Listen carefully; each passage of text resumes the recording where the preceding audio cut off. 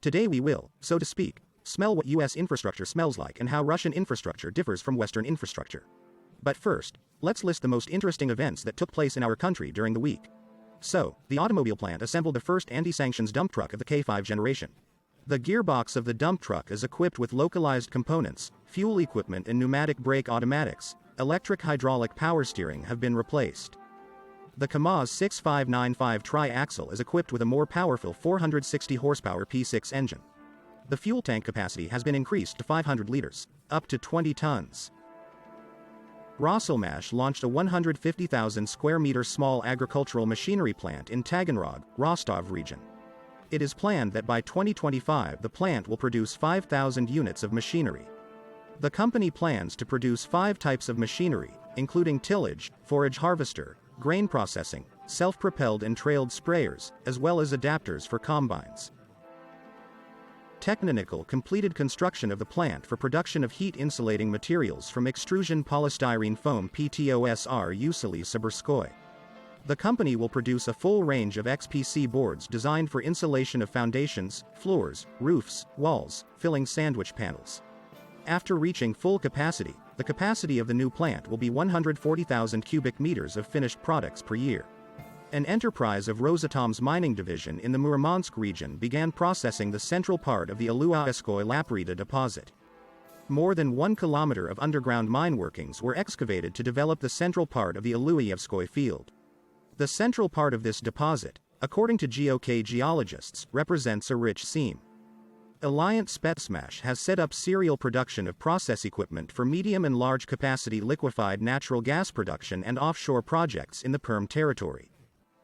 The total investment in the project amounted to just under 3 billion rubles.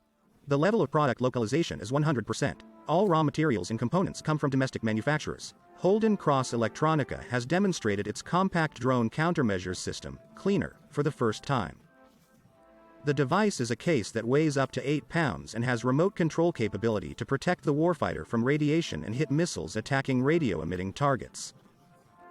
The device completely suppresses the control and navigation channels of aircrafts within a radius of up to a kilometer, as well as blocks the transmission of photo and video data from the drone.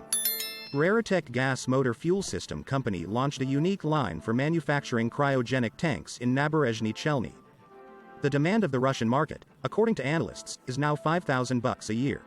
The production capacity of the new Raritech line covers the lion's share of this demand. It's capable of producing up to 3,000 tanks a year. In St. Petersburg, the Rus Institute laid the first stone in the production of all glass structures used in the automotive, pharmaceutical and construction industries. Investments in production amount to 2 billion rubles. After the launch of the first phase, the output volume will be 25,000 square meters per year. Nyaginino Milk commissioned a new cottage cheese production facility in the town of Nyaginino, Nizhny Novgorod region. The volume of investment in the facility amounted to just over 1 billion rubles. The production is designed to produce 14 tons of finished products per day. All production processes from raw material acceptance to finished products are automated. The first Russian anti-tremor neurostimulator that does not require implantation in the patient's body has been developed at the Far Eastern Federal University. The first results showed that the domestic device reduces tremor up to 80% in some cases and will be able to replace foreign analogs.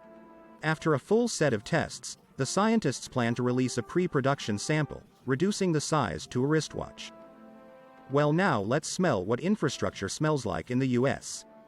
Underneath one of our videos about the US, in which we talked about how this country that used to be the most powerful, the most technologically advanced, and the richest, is now severely run out of steam and in the decay stage. One skeptic once again wrote, "Yeah, it's kind of weak. I used to believe in it, but now against the background of rising prices I immediately remember the course of political economy. Capitalism is rotten, but the way it smells. What does the financial health of the US smell like? We had a sniff once before in one of our previous videos. Well, now we want to give many other skeptics and adherents of the omnipotence of the United States, who still believe in the American dream, to smell the sweet smell of American infrastructure before they decide to move to the United States, so that they will not be painfully hurt. But we'll get a sniff of American infrastructure a little lower down. In the meantime, for contrast, I want to show you an American who has been to Russia and was absolutely delighted with our subway. I think the picture is quite eloquent and we can end here, because there is no point in showing you all the stations. And you yourself know very well that our Russian metropolitan is one of the best in the world. In it, All stations are a model of beauty, cleanliness, and very many are rightly considered architectural masterpieces. Moscow Metropolitan is currently 436 stations including monorail, MCC and MCD. By the way, not so long ago we showed on our channel all the new stations of the BKL Big Ring Line.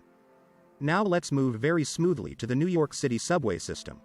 It is the second largest in the world with 472 stations. One of the Russians, who is also in total delight in quotes about the American subway, decided to show it to us. Now, what's called, smell the difference in the literal sense of the word.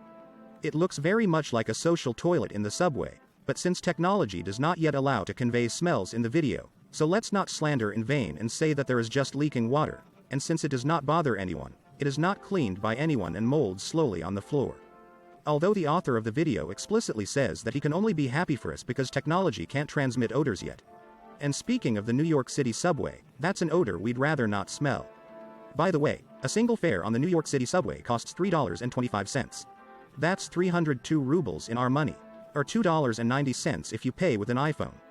That is, the price in the US is 4.7 times more than in the Moscow subway. Here's Brooklyn's biggest station, Atlantic Avenue Barclays Center. It was repaired in 1970 and 2000 and is already badly deteriorated again. Of course, not all of New York City's subways are in such a deplorable state, but nevertheless, the fact is there. Dirt, stink, old and decrepit. You can watch the American subway video for yourself as well. The internet is full of them right now. And we'll save our noses and smell what's up with roads and bridges in the US. Here, for example, is the 2007 collapse of a bridge over the Mississippi River in Minneapolis. In 2013, a bridge on the highway between Seattle and Vancouver collapsed into the water in the US state of Washington. In 2018, a pedestrian bridge in Miami collapsed. And then in 2023, there were two major collapses. First, a highway bridge collapsed in January before Biden's visit to Pittsburgh, Pennsylvania. And then in June, there was the collapse of a railroad bridge right with a freight train. Oh, and you've probably heard about the huge number of railroad accidents in this country in 2023 as well. The most serious of these occurred in February 2023 in Ohio. There, a Norfolk Southern commodity surge carrying hazardous chemicals derailed. As a result, some of the spilled toxic vinyl chloride entered the ground in the local water system, while another portion burned up and caused environmental damage to the Earth's atmosphere. In total, 937 train derailments were reported in the US in 2023. Overall, the US transportation infrastructure is dilapidated and outdated to the point where over 50,000 bridges need repair. Of course, that's not all, and the highways there are in disrepair and the utility networks are very worn out. And now the question remains as to what the $1 trillion Biden has earmarked in 2021 for infrastructure upgrades in the US will be enough for. Most likely this $1 trillion will be like a dead poultice, because at their prices it's a drop in the bucket. However, the adherents of US omnipotence can say once again, they will top up the dollars as much as they need. We will once again send the adherents to sniff once again the financial condition of the USA and once again remind them that the American machine has begun to fail, because they cannot print even a measly $60 billion to help one country neighboring Russia. And just servicing their enormous national debt is eating up $1 trillion of the budget. And that's practically 1/5 of it. And what happens next with the continued growth of this debt is not hard to imagine. Well, we've had a little sniff and that's it. The main thing is not to inhale too much, or you'll get dizzy and pass out. Hopefully now many of the naysayers will begin to appreciate more what they have in Russia. And smell less of the sweet odor of oligarchic capitalism lurking in the US.